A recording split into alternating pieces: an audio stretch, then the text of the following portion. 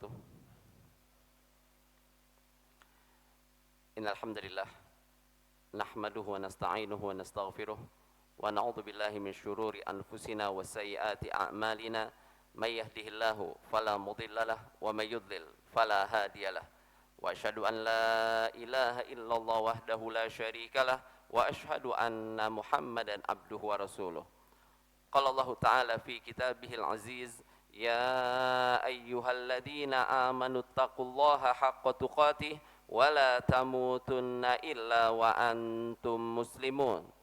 Wa qala zamin qail ya ayyuhan nasu taqu rabbakumul ladzi khalaqakum min nafsin wahidah wa khalaqa minha zawjaha wa batha minhuma rijalan katsiran wa nisaa wattaqullaha alladzi tasaaluna bihi wal arham innallaha kana 'alaikum raqiba.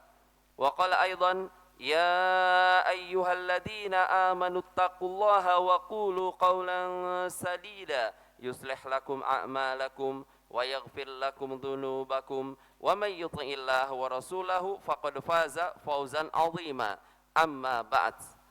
Para hadirin jamaah Masjid Al-Ikhlas yang dimuliakan Allah Subhanahu wa taala, kita masih di surat Al-Jumu'ah yang mana pada pertemuan yang lalu kita telah membahas ayat-ayat yang pertama, ayat yang pertama, ayat ke-1 sampai ayat yang ketiga, yang mana Allah SWT berfirman, yusabbihu lillahi ma fis samawati wa ma fil ardil malikil quddusil azizil hakim. Senantiasa bertasbih kepada Allah Subhanahu wa taala yang berada di langit dan yang berada di bumi. Allah Subhanahu wa taala Al-Malik, Raja, Al-Quddus yang maha suci, Al-Aziz yang maha perkasa, dan juga Al-Hakim, maha bijaksana. Huwallazi ba'atsa fil ummiyina rasulan minhum yatlu 'alaihim ayatihi wa yuzakkihim wa yu'allimuhumul kitaba wal hikmah. Dialah Allah Subhanahu wa taala yang telah mengutus di tengah-tengah orang yang ummi, orang yang tidak bisa membaca dan menulis, seorang rasul dari golongan mereka, yang mana tugas rasul ini membacakan kepada mereka ayat-ayatnya, mensucikan mereka, mengajarkan kepada mereka Alkitab, Al-Quran, dan juga hikmah sunnah beliau sallallahu alaihi wasallam. Wa in kanu min qablu la fi dhalalim mubin. Walaupun pada sebelumnya mereka dalam kesesatan yang nyata. Sebelum datangnya Nabi Muhammad sallallahu alaihi wasallam, orang-orang sudah mulai jauh dari yang namanya kebenaran. Mereka yang diturunkan kepadanya kitab, orang-orang Yahudi sudah berani merubah-rubah kitab yang Allah turunkan kepada mereka. Orang-orang Nasrani sudah berani merubah kitab yang diturunkan kepada mereka. Orang-orang Mekah yang mana sebagian mereka mengikuti ajaran agama Nabi Ibrahim alaihissalam sudah mulai merubah ajaran Nabi Ibrahim alaihissalam. Jadi ketika mereka sudah benar-benar jauh dari kebenaran, di sanalah Allah Subhanahu wa taala mengutus nabi kita Nabi Muhammad sallallahu alaihi wasallam. Wa akharina minhum lamma yalhaqu bihim, dan juga orang-orang lain.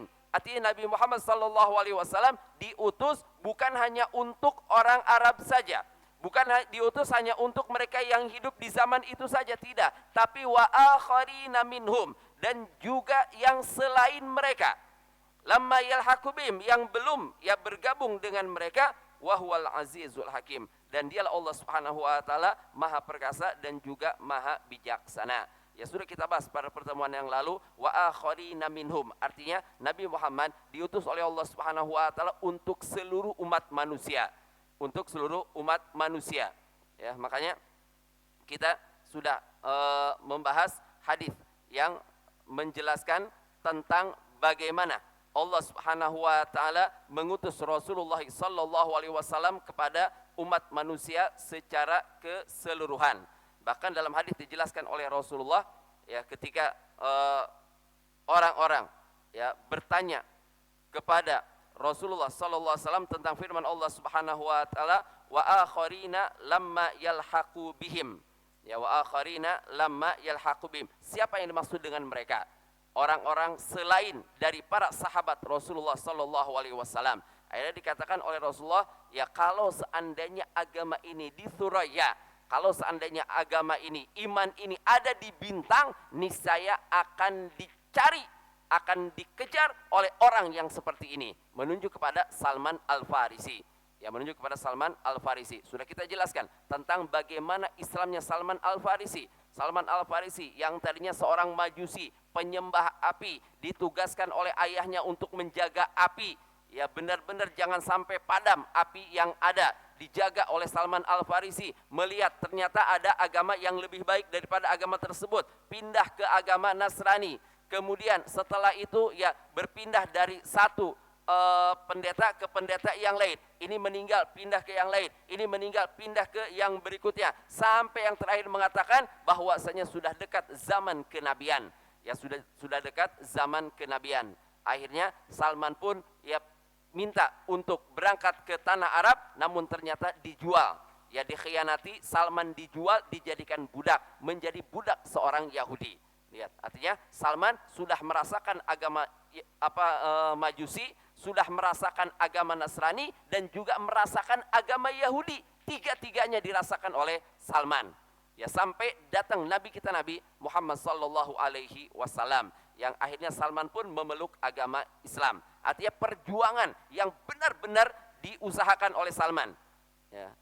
Dalam riwayat dijelaskan bahwa Salman dipanjangkan usianya oleh Allah Subhanahu wa taala. Tapi dipanjangkan umat Nabi Muhammad, ya dipanjangkan panjang yang normal. Para ulama mengatakan bahwasanya Salman dipanjangkan usia sampai sekitar 80 tahunan. Sampai usia 80 tahunan. Ada ulama yang mengatakan sampai 350 tahun, tapi riwayatnya sangat lemah. Riwayatnya sangat lemah. Yang paling sahih bahwasanya Salman, ya kata para ulama, dijelaskan Salman ya bertemu dengan Rasulullah usianya sekitar 40 tahunan. Artinya ketika Salman beragama Majusi itu masih benar-benar muda. Ya, masih benar-benar muda. Ya, berpindah dari satu daerah ke daerah yang lain, satu pendeta ke pendeta yang lain, yaitu masih dalam usia mudanya beliau. Ya, usia mudanya beliau. Kemudian perhatikan Allah Subhanahu wa taala. Ya. Setelah itu Allah Subhanahu wa taala berfirman, "Dzalika fadlullahi yu'tihi may yasha." Itu adalah karunia Allah Subhanahu wa taala yang diberikan kepada orang yang dikehendaki olehnya. Wallahu dzul fadlil azim. Allah Subhanahu wa taala memiliki karunia yang agung. Ayat ini, para hadirin makan Allah Subhanahu wa taala, kata Allah Subhanahu wa taala, "Dzalika fadlullah." Itu adalah karunia dari Allah Subhanahu wa taala yang Allah berikan kepada orang yang dikehendaki oleh Allah. Artinya apa? Siapapun di antara kita yang memiliki suatu kelebihan, ketahuilah itu adalah anugerah dari Allah Subhanahu wa taala. Itu adalah anugerah dari Allah. Karena di sini kata Allah Subhanahu wa taala, yu'tihi may yasha, yang Allah berikan kepada orang yang dikehendaki. Kita manusia hanya diperintahkan untuk berusaha. Hanya diperintahkan untuk berusaha. Adapun hasilnya ya kita serahkan kepada Allah. Allah yang akan menentukan apa yang akan kita peroleh, apa yang akan diperoleh oleh si fulan, bagaimana kita, bagaimana orang lain, itu semuanya berkat karunia dari Allah Subhanahu wa taala. Makanya jangan kita ini sombong. Ya, kita tidak boleh untuk menyombongkan diri apapun yang kita miliki. Ketika kita pulang misalnya, kita melihat kita punya rumah, sementara orang lain masih ngontrak, orang lain belum memiliki rumah. Ada orang yang memiliki rumah yang jauh lebih besar dibandingkan dengan kita. Ya, kita nggak usah melihat orang yang lebih besar. Kita lihat apa yang ada di hadapan kita, apa yang kita miliki. Kita katakan, "Dzalika fadlullah yu'tihi may yasha." Ini adalah karunia dari Allah yang Allah Subhanahu wa taala berikan ya sesuai dengan kehendak Allah Subhanahu wa taala kepada orang yang dikehendaki oleh Allah Subhanahu wa taala. Alhamdulillah, anak punya rumah yang seperti ini. Ya, oh fulan rumahnya lebih besar, udah itu adalah karunia dari Allah. Allah Subhanahu wa taala yang memberi karunia kepada si fulan sehingga fulan memiliki rumah yang lebih besar. Ya, anak alhamdulillah ya punya rumah dibandingkan dengan sebagian orang, mungkin banyak orang yang belum memiliki rumah. Ya, kita bersyukur kepada Allah. Kita diberi kepandaian oleh Allah Subhanahu wa taala. Kita harus sadar, bukan dikarenakan kita lahir dalam keluarga orang-orang yang IQ-nya tinggi misalnya, dari orang-orang yang pintar di dalam rumah kita. Bukan, kita punya kepintaran. Dari mana kita punya kepintaran? Gimana kita bisa punya kepintaran? Dzalika fadlullah. Itu adalah karunia dari Allah Subhanahu wa taala, yu'tihi may yasha. Yang Allah Subhanahu wa taala berikan sesuai dengan kehendak Allah Subhanahu wa taala. Kita punya pekerjaan, kita punya penghasilan, kita katakan dzalika fadlullah. Itu adalah karunia dari Allah Subhanahu wa taala. Ya, jadi semuanya ini kita harus yakini bahwa itu adalah karunia dari Allah Subhanahu wa taala. Tidak boleh kita ini menyombongkan diri, tidak boleh kita mengatakan ini karena kepintaran saya. Ingat, Allah Subhanahu wa taala membinasakan Qarun, menenggelamkan Qarun beserta harta-harta yang dia miliki disebabkan apa? Disebabkan kesombongannya. Ya. Qarun mengatakan apa? Oh, anak ini punya ini semua karena punya ilmu, karena kepandaian yang saya miliki, karena kecanggihan yang saya miliki. Pintarnya saya berdagang sehingga saya bisa memiliki harta yang banyak ini. Ini menentang ya kehendak Allah Subhanahu wa taala, menentang anugerah yang diberikan oleh Allah Subhanahu wa taala. Ya, jadi perhatikan Allah Subhanahu wa taala, kita harus yakin apapun yang kita miliki itu semua adalah karunia dari Allah Subhanahu wa taala. Allah Subhanahu wa taala yang memberikannya. Ya, Allah Subhanahu wa taala yang memberikannya kepada kita. Ya, dzalika fadlullahi yu'tihi may yasha.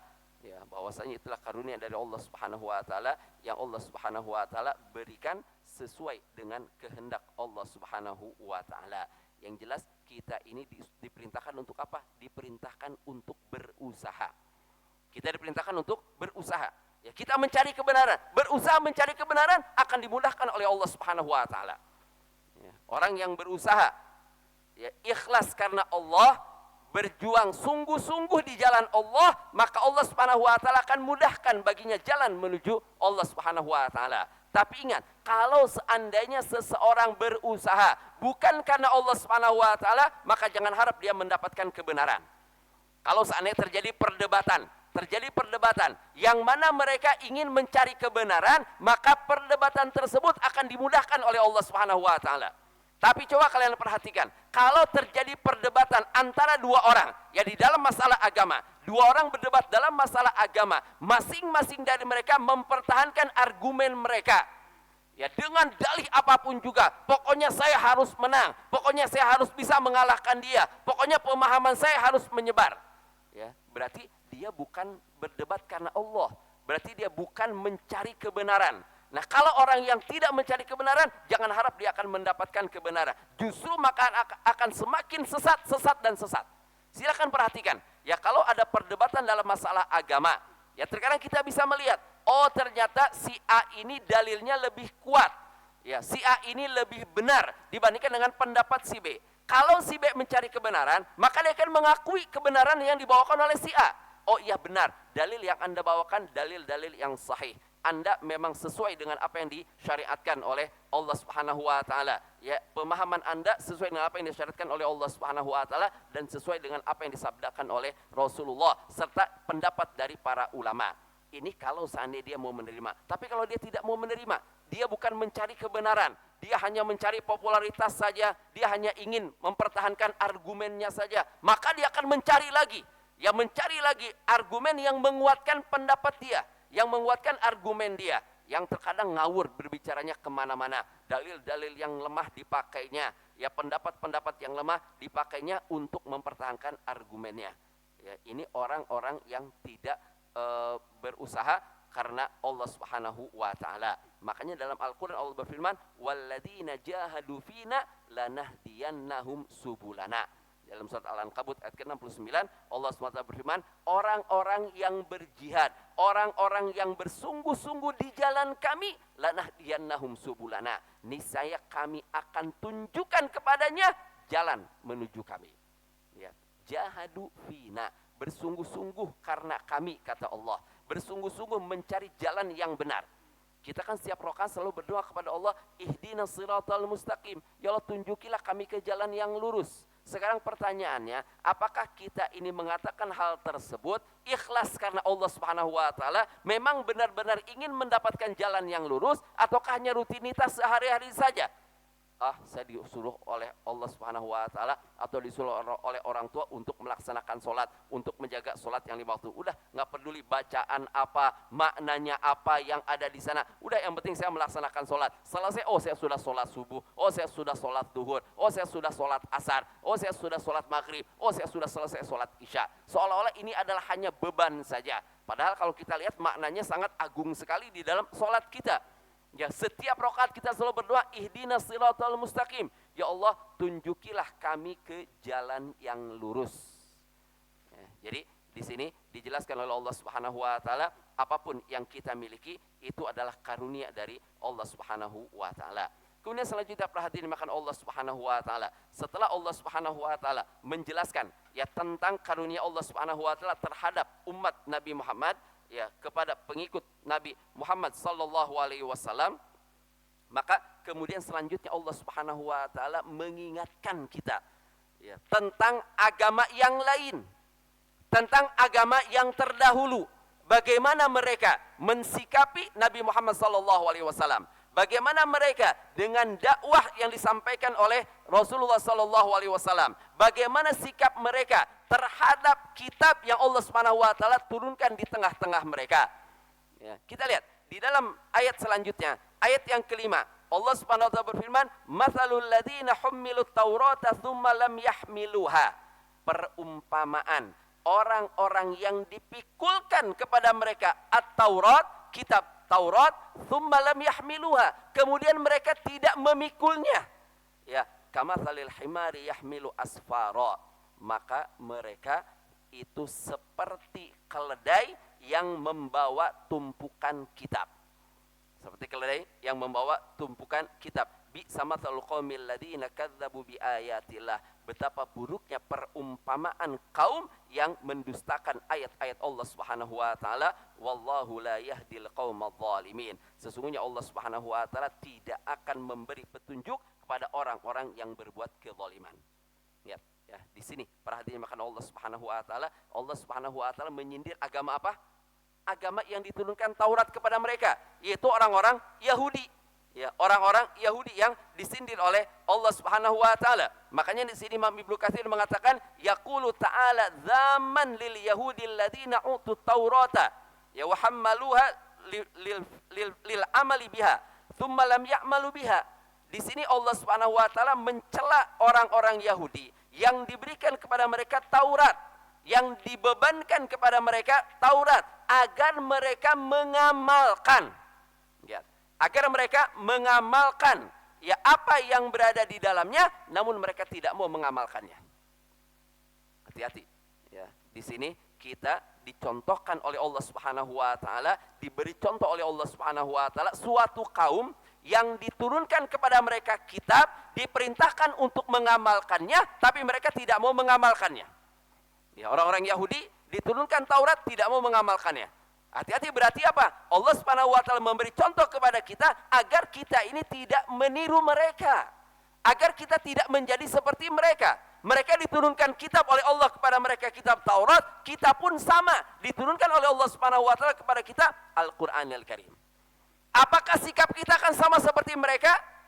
Ingat, setiap rakaat kita selalu meminta kepada Allah Subhanahu wa taala, ihdinas siratal mustaqim. Ya Allah, tunjukilah kami ke jalan yang lurus, siratal ladzina an'amta alaihim. Ya, jalan orang-orang yang Engkau beri nikmat atas mereka, ghairil maghdubi alaihim. Bukan kaum yang Engkau murkai ya Allah, ya, waladhdallin, tidak juga kaum yang sesat.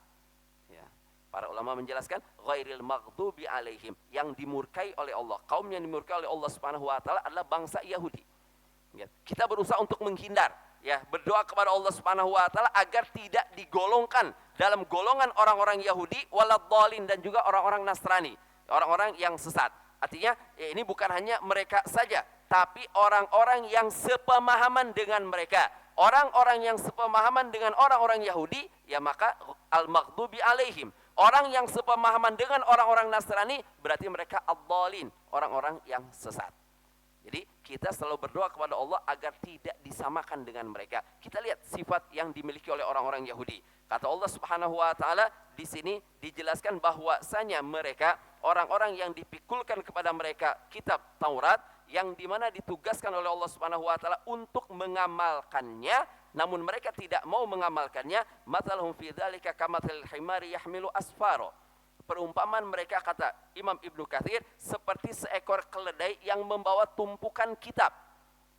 Anggap seekor keledai, ya, dia membawa kitab Sahih Bukhari, membawa kitab Sahih Muslim, ya, membawa kitab misalnya Riyadhus Shalihin, membawa kitab-kitab ulama-ulama besar. Manfaatnya buat seekor keledai? Nggak manfaat. Kenapa? Karena keledai nggak akan bisa melihat ke belakang. Ya, dia benar tumpukan di punggungnya, tumpukan kitab-kitab yang bermanfaat. Di sana mungkin ada kitab tafsir, di sana ada kitab hadis, di sana ada kitab fikih, di sana ada kitab tauhid. Berbagai macam kitab ada di punggungnya, tapi manfaatnya untuk dia sama sekali tidak bermanfaat untuknya. Sama sekali tidak bermanfaat untuknya. Kenapa? Karena dia tidak punya tangan yang bisa digunakan untuk mengambil, kemudian untuk membaca kitab-kitab tersebut. Ya, tidak bisa mengambil kitab dan juga membaca. Ai kamathalil himari idza humila kutuban la yadri ma fiha. Seperti seekor keledai yang dipikulkan ke atasnya buku-buku, namun dia tidak mengetahui apa yang berada di punggungnya.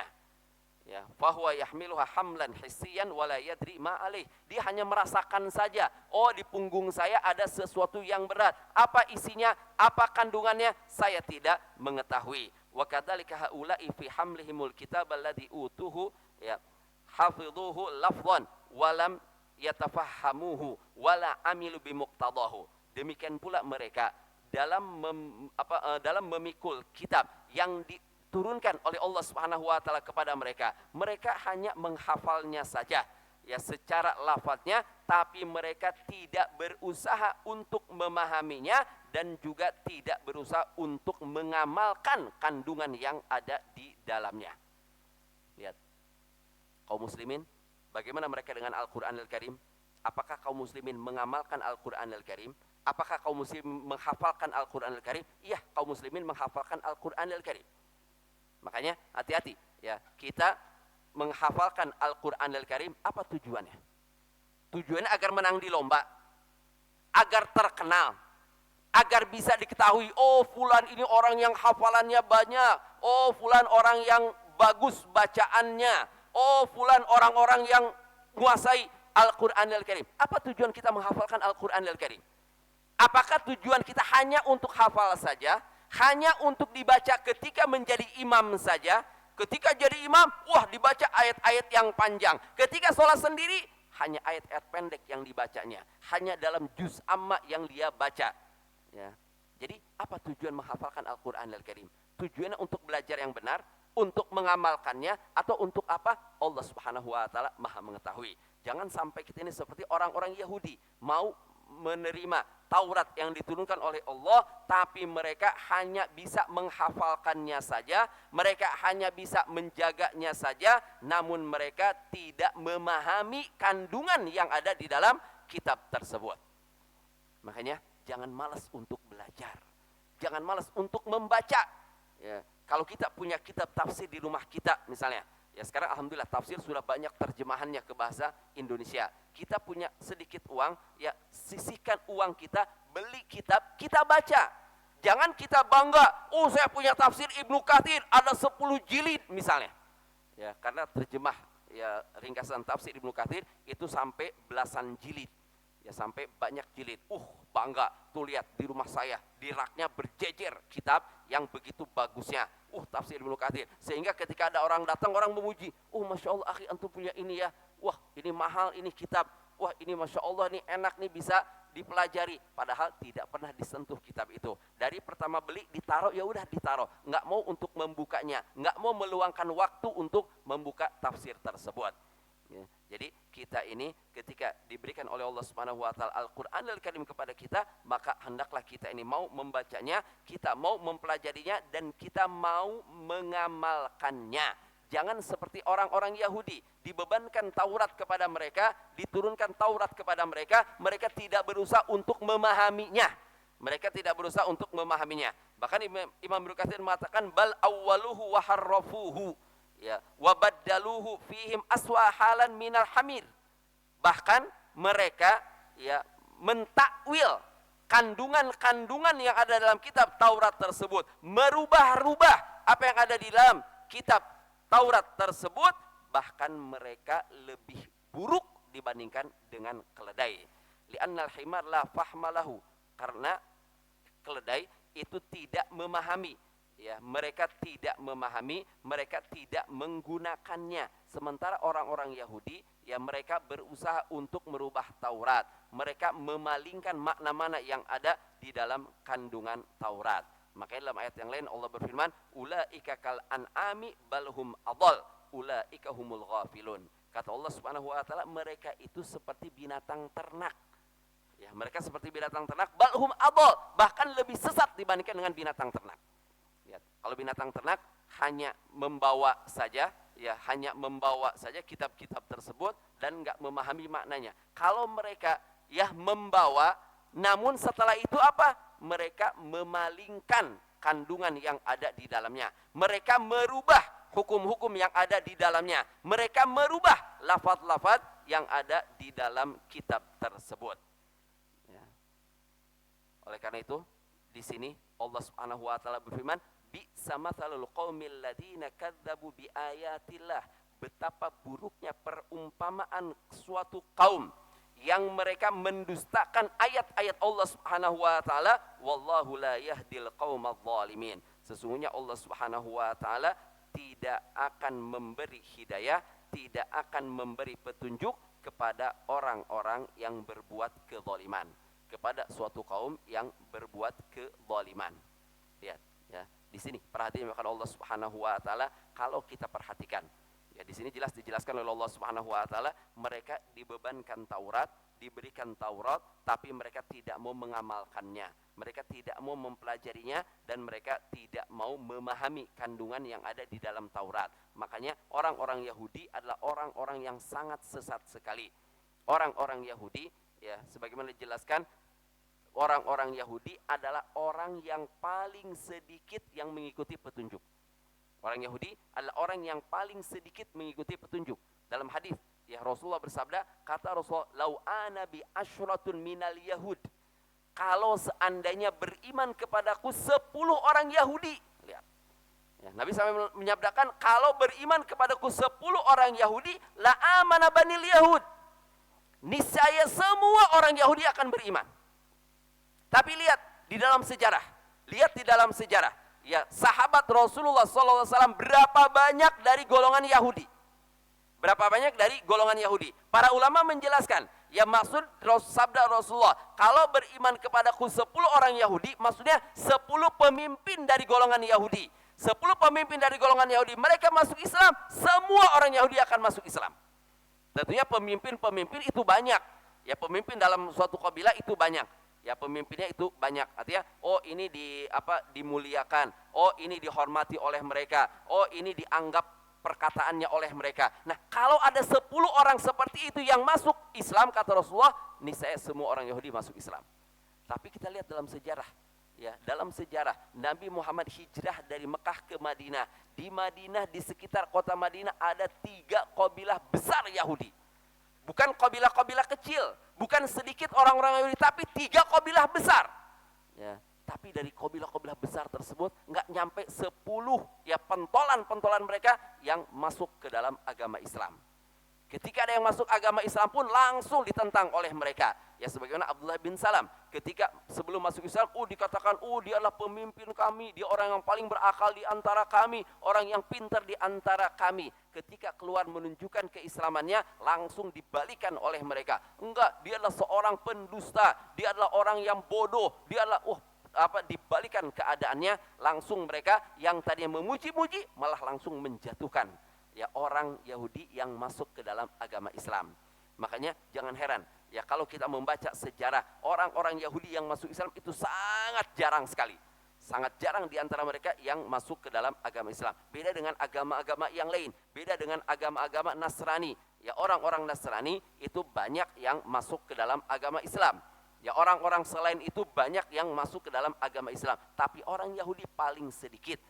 Bahkan dalam Al-Quran, dalam surat Al-Ma'idah ayat ke-82, Allah berfirman, la tajidanna asyaddan nasi adawatan lilladina amanul yahuda walladina asyraku. Niscaya engkau akan mendapatkan orang yang paling dahsyat memusuhi orang-orang yang beriman adalah orang-orang Yahudi dan orang-orang musyrik. Lihat, Ya, orang yang paling benci terhadap Islam, orang-orang yang paling benci terhadap orang yang beriman kepada Allah Subhanahu wa taala, siapa kata Allah? Orang-orang Yahudi kata Allah Subhanahu wa taala. Ya, jadi ayat ini menjelaskan kepada kita bagaimana mereka yang ketika menghadapi kitab yang Allah Subhanahu wa taala turunkan kepada mereka. Kemudian di ayat yang ke-6-nya Allah Subhanahu wa taala berfirman, "Qul ya ayyuhalladzina hadu in za'amtum annakum awliya'u lillahi min dunin nasi fatamannaul mauta in kuntum shadiqin." Katakan, ya, Allah Subhanahu wa taala memerintahkan Nabi Muhammad untuk mengatakan kepada mereka, ya, wahai orang-orang yang menganut agama Yahudi. Ya. Wahai orang-orang yang menganut agama Yahudi, in za'amtum, kalau kalian mengira annakum awliya'u lillah, bahwasanya kalian adalah orang yang dicintai oleh Allah Subhanahu wa taala, min duninas, ya, selain dari orang-orang, tidak ada manusia yang lebih dicintai ya kecuali kalian oleh Allah Subhanahu wa taala, fatamannaul maut, maka coba berangan-anganlah kalian mati in kuntum shadiqin, kalau seandainya kalian ini benar. Ya, kalau seandainya kalian ini benar. Ayat ini para hadirin makan Allah Subhanahu wa taala, Allah Subhanahu wa taala menantang orang-orang Yahudi agar mereka berangan-angan untuk mati. Ya, berangan-angan, saya ingin buru-buru mati. Ya, Allah Subhanahu wa taala menantang mereka untuk berangan-angan ingin segera mati. Kenapa? Ya, kenapa Allah SWT sampai menantang mereka agar mereka berangan-angan untuk mati? Karena mereka mengaku, kata mereka, kami adalah makhluk pilihan Allah Subhanahu wa taala. Allah menciptakan semua manusia, kemudian kami yang terbaik dipilih oleh Allah Subhanahu wa taala. Kami adalah orang-orang pilihan Allah. Kami adalah orang yang dicintai oleh Allah Subhanahu wa taala. Maka ditantang oleh Allah Subhanahu wa taala, kalau seandainya benar kalian mengaku orang-orang yang paling cinta kepada Allah, orang yang paling dicintai oleh Allah Subhanahu wa taala, coba berangan-angan kalian untuk mati. Kenapa? Karena kalau seseorang mati, berarti dia akan bertemu dengan Allah. Kalau dia mencintai Allah, maka dia akan benar-benar sangat ingin buru-buru bertemu dengan Allah. Orang kalau cinta kepada seseorang, mesti ingin buru-buru bertemu dengan orang yang dia cintai. Ya, kita misalnya punya teman dekat. Ya, kita punya teman dekat. Kemudian kita berpisah. Ya, kemudian kita berpisah. Lalu apa yang terjadi ketika misalnya suatu waktu kita ini akan bertemu? Wah, betapa senangnya kita. Wah, besok ini teman anak akan datang dari luar kota. Dia akan datang dari luar kota untuk berkunjung ke sini. Mesti kita akan mempersiapkan. Kenapa? Karena kita sangat-sangat mencintai dia karena Allah Subhanahu wa taala. Ya, sangat cinta kepada dia, maka kita benar-benar ingin buru-buru besok. Kenapa? Ingin bertemu dengan teman lama. Kenapa? Karena ada rasa cinta dengannya. Ada rasa cinta. Nah, kata Allah Subhanahu wa taala, kalau omongan kalian benar wahai Yahudi, kalau omongan kalian benar, kalian orang yang cinta kepada Allah, kalian orang yang dicintai oleh Allah, kaum yang paling disukai oleh Allah Subhanahu wa taala, coba kalian berangan-angan untuk mati.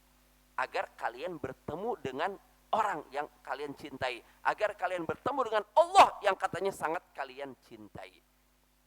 Tapi kenyataannya apa? Apakah mereka berangan-angan untuk mati? Tentunya tidak akan dilakukan oleh mereka. Beda dengan orang-orang yang beriman kepada Allah Subhanahu wa taala. Ya, mereka, ya, orang-orang Yahudi tentunya kenapa tidak mau berangan-angan untuk mati? Karena mereka tahu kalau saya mati, saya akan diazab oleh Allah Subhanahu wa taala. Karena mereka tahu mereka adalah orang-orang yang merubah agama Allah Subhanahu wa taala. Mereka tahu bahwasanya mereka adalah orang yang tidak beriman kepada Nabi Muhammad, yang mereka tahu siapa Nabi Muhammad. Mereka tahu Nabi Muhammad benar-benar utusan Allah Subhanahu wa taala. Nabi Muhammad adalah ciri sebagaimana yang mereka lihat, yang mereka ketahui ciri-cirinya ada di dalam kitab Taurat. Mereka tidak ragu-ragu akan kebenaran Nabi Muhammad SAW. Sampai sekarang pun, sampai kapanpun mereka yakin kebenaran Nabi Muhammad. Mereka yakin kebenaran Islam dan kaum muslimin. Tapi mereka tidak mau mengakuinya disebabkan hasad, dengki yang ada pada diri mereka. Jadi disebabkan sifat hasad atau sifat dengki yang ada pada diri mereka. Ya, jadi mereka tidak mungkin akan berangan-angan untuk mati karena mereka tahu mereka akan diazab oleh Allah Subhanahu wa taala. Beda dengan orang-orang yang beriman. Orang-orang yang beriman kepada Allah Subhanahu wa taala, ya, mereka tidak disuruh pun mereka berangan-angan untuk mati. Orang-orang beriman tidak disuruh pun mereka berangan-angan untuk mati. Dan ketika menghadapi kematian mereka merasa senang. Ya, mereka merasa senang ketika akan menghadapi kematian. Kenapa? Karena mereka akan bertemu dengan orang-orang yang dicintai oleh mereka. Mereka akan bertemu dengan orang-orang yang dicintai oleh mereka. Lihat Rasulullah Shallallahu Alaihi Wasallam ketika diberi pilihan oleh Allah Subhanahu Wa Taala, sebagaimana disabdakan oleh Nabi kita Nabi Muhammad, Rasulullah, ya kata Rasulullah, seseorang diberi pilihan oleh Allah Subhanahu Wa Taala untuk tetap hidup di dunia atau bertemu dengan Allah Subhanahu Wa Taala, maka dia lebih memilih untuk bertemu dengan Allah Subhanahu Wa Taala. Kenapa? Cinta kepada Allah Subhanahu Wa Taala, bukan cinta kepada dunia. Kalau Nabi Muhammad cinta kepada dunia, maka Nabi Muhammad akan memilih untuk terus hidup dalam kehidupan di dunia ini. Tapi tidak, Nabi Muhammad lebih memilih untuk bertemu dengan Allah Subhanahu Wa Taala. Demikian pula dengan para sahabat Rasulullah Sallallahu Alaihi Wasallam. Para sahabat Rasulullah, ya sebagaimana yang terjadi dengan Ammar bin Yasir, ya terjadi dengan Ammar bin Yasir, sebagaimana dikatakan oleh seorang tabi'in yang bernama Ibrahim bin Abdurrahman bin Auf. Ya, Ibrahim bin Abdurrahman bin Auf mengatakan, ya aku mendengar Ammar bin Yasir bisifin ketika perang Siffin. Ya, perang Siffin ini adalah perang antara pasukan Ali bin Abi Thalib melawan pasukannya Muawiyah. Ya, melawan pasukannya Muawiyah. Dua kaum muslimin, mereka berperang. Nah, Ammar ini berada dalam kelompoknya Ali bin Abi Thalib. Ammar sudah dikabarkan oleh Rasulullah SAW bahwa Ammar akan dibunuh, ya, oleh kelompok yang baghi, ya, kelompok yang menentang. Kelompok yang menentang. Artinya kepemimpinan yang sah ketika itu adalah kepemimpinan Ali bin Abi Thalib. Ya, sementara pasukan Muawiyah adalah pasukan yang membangkang, yang membangkang terhadap pasukan Ali bin Abi Thalib. Nah, Ammar berada di pasukan tersebut. Nah, kata Ibrahim bin Abdurrahman bin Auf, ya, bahwasanya Ammar mengatakan, ya, kata Ammar di Ma'rakah Siffin, ya, di perang Siffin, bil yaumil ladzi qutila fihi, pada hari Ammar terbunuh dalam perang tersebut, wa huwa yunadi, dan dia memanggil, ya, uzlifatil jannah, ya, surga sudah didekatkan, kata Ammar bin Yasir. Wa zuwijatil hurul in, dan sudah dinikahkan, ya, bidadari sudah dinikahkan. Al yauma nalqa habibana Muhammadan sallallahu alaihi wasallam. Pada hari ini aku akan bertemu dengan kekasihku Nabi Muhammad sallallahu alaihi wasallam. Ya, para ulama menjelaskan bisa jadi Allah Subhanahu wa taala itu memberi rasa, ya, kepada Ammar bin Yasir akan dekatnya ajal beliau, akan dibunuhnya beliau pada perang tersebut. Diperlihatkan kepadanya bagaimana disiapkan bidadari untuk Ammar bin Yasir. Ya, jadi benar-benar cinta kepada Rasulullah, benar-benar ingin bertemu langsung dengan Rasulullah Sallallahu Alaihi Wasallam. Bilal bin Rabah, kita tahu muadzinnya Rasulullah Sallallahu Alaihi Wasallam, ketika akan meninggal dunia, ketika Bilal akan meninggal dunia, istrinya menangis.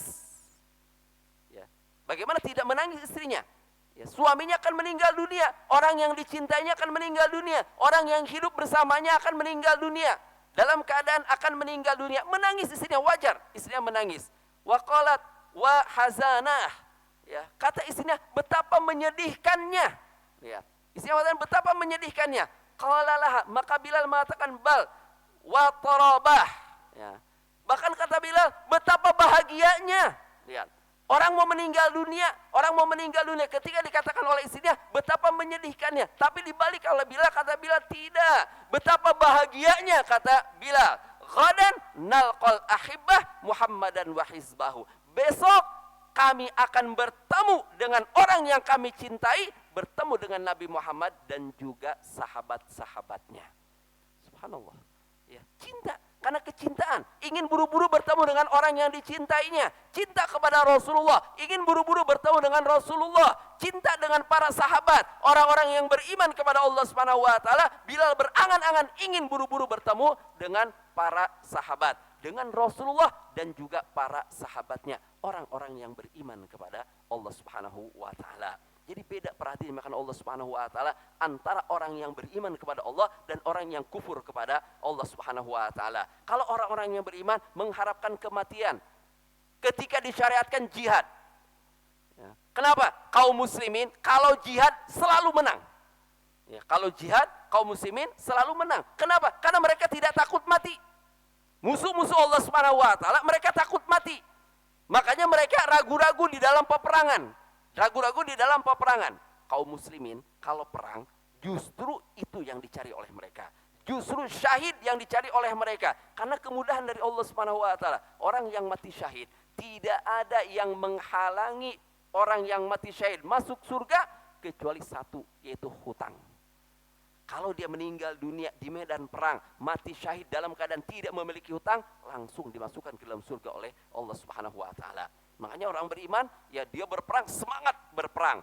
Jihad, semangat berjihad. Membunuh orang kafir, semangat membunuh orang kafir. Takut mati? Tidak takut mati orang-orang beriman. Orang-orang beriman berada di garda yang terdepan. Ya, orang-orang beriman berani melawan orang-orang kafir. Makanya sampai sekarang tidak ada yang berani berhadapan dengan orang-orang yang beriman. Coba kalau seandainya benar-benar mereka berani, orang-orang siapa? Orang-orang Yahudi yang mereka memiliki alat-alat yang canggih. Kalau mereka berani, ayo berhadapan secara langsung dengan orang-orang beriman. Nggak akan mereka berani. Siapa? Orang-orang Nasrani yang mengatakan memiliki kekuatan, ya, penguasa adidaya di dunia ini. Jumlah mereka yang begitu banyaknya, alat yang canggih yang mereka miliki, persenjataan yang canggih yang mereka miliki. Coba kalau mereka berani, ayo berhadapan-hadapan perang dengan kaum muslimin. Tidak berani mereka berhadapan perang dengan kaum muslimin. Kenapa? Mereka takut mati. Ya, mereka takut mati. Mereka tahu kalau mereka mati akan diadab oleh Allah Subhanahu wa taala. Mereka akan dimasukkan ke dalam neraka jahanam oleh Allah Subhanahu wa taala. Sementara orang-orang beriman mereka tahu kalau saya mati di medan jihad akan mendapatkan surga dari Allah Subhanahu wa taala. Ya, jadi kata Allah Subhanahu wa taala terhadap orang-orang Yahudi, katakan kalau seandainya kalian ini benar-benar ya wali Allah, kalau seandainya kalian benar-benar orang yang dicintai oleh Allah Subhanahu wa taala, beda dengan orang lain, karena mereka mengatakan kami adalah orang-orang pilihan Allah, sementara orang-orang lain itu adalah keledainya kami. Subhanallah. Ya, selain orang Yahudi mengatakan selain dari mereka itulah keledai, selain daripada mereka itu adalah pelayan-pelayan mereka. Ya, selain mereka adalah pelayan-pelayan mereka. Nah, kata Allah Subhanahu wa taala, kalau seandainya kalian itu benar, maka coba kalian berangan-angan untuk mati. Para ulama menjelaskan, ya, kata para ulama, kalau seandainya mereka benar-benar berangan-angan untuk mati, niscaya akan dibinasakan oleh Allah Subhanahu wa taala. Kalau mereka berangan-angan untuk mati, niscaya akan dibinasakan oleh Allah Subhanahu wa taala. Tapi nyatanya apa? Mereka tidak berangan-angan untuk mati. Enggak berani mereka angan-angan untuk mati karena takut bertemu dengan Allah, karena mereka takut diazab oleh Allah Subhanahu wa taala. Oleh karena itu para hadirin dimakan Allah Subhanahu wa taala, kita diturunkan Al-Qur'an kepada kita. Kita semua punya Al-Qur'an. Ingat, Al-Qur'an bukan kitab yang hanya kita baca di bulan Ramadan saja. Ya, karena sebagian kaum muslimin itu membaca Al-Qur'anil Karim hanya di bulan Ramadan saja. Nah, berapa hari lagi kita masuk ke bulan Ramadan. Nah, sebagian kaum muslimin itu aktif, rajin membaca Al-Quran di awal bulan Ramadan. Dari sekarang ke bulan Ramadan, Al-Qurannya tidak disentuh. Dari sekarang sampai bulan Ramadan, itu Al-Quran tidak disentuh. Enggak, nanti anak akan memulai membaca Al-Quran di awal bulan Ramadan. Emang dia bisa menjamin hidup sampai awal bulan Ramadan? Kan nggak ada yang bisa menjamin akan hidup sampai awal bulan Ramadan. Tidak ada. Jangankan sampai nanti, sampai siang aja. Ada yang berani menjamin, oh saya akan hidup sampai siang. Ada yang berani menjamin? Tidak ada yang berani menjamin. Karena semuanya di tangan Allah Subhanahu wa taala. Allah Subhanahu wa taala yang mengetahui kapan kita akan meninggal dunia. Ya, makanya yang namanya kebaikan segera kita lakukan. Kita mau memulai membaca Al-Quran, baca dari sekarang. Baca dari sekarang. Jangan kita mengatakan, enggak, anak akan baca dari awal Al-Quran, anak ingin menghatamkan Al-Quran. Ingat, menghatamkan Al-Quran tidak harus di bulan Ramadan. Anggap kalau kita sekarang memulai membaca Al-Quran, sudah mendapatkan 10 juz ketika masuk bulan Ramadan, maka masuk bulan Ramadan, lanjutkan kita baca Al-Quran. Juz yang berikutnya kita lanjutkan, juz 11, 12, dan selanjutnya. Ya, jadi jangan dijadikan patokan nanti di bulan Ramadan, anak akan memulai baca Al-Quran. Tidak, dari sekarang yang namanya kebaikan kita segerakan. Kemudian ingat, ya, di sini Allah Subhanahu wa taala mencela orang-orang Yahudi. Kenapa dicela orang Yahudi oleh Allah Subhanahu wa taala? Karena mereka diberikan kitab namun mereka tidak mau memahaminya, tidak mau mempelajarinya, tidak mau mengamalkan kandungan yang ada di dalamnya. kita diberikan Al-Quran oleh Allah Subhanahu wa Ta'ala, kita pelajari dengan baik Al-Quran, kita pahami dengan baik Al-Quran, kita amalkan Al-Quranul Karim yang Allah Subhanahu wa Ta'ala turunkan kepada kita, sehingga kita tidak sama dengan orang-orang Yahudi. Baiklah, perhatian makan Allah Subhanahu wa Ta'ala. Ya, mungkin ini beberapa ayat yang bisa kita bahas pada kesempatan kali ini. Kurang lebih ana mohon maaf. Wallahu a'lam bishawab. Subhanakallahumma bihamdika asyhadu an la ilaha illa anta astaghfiruka wa atubu ilaik. Wassalamualaikum warahmatullahi wabarakatuh.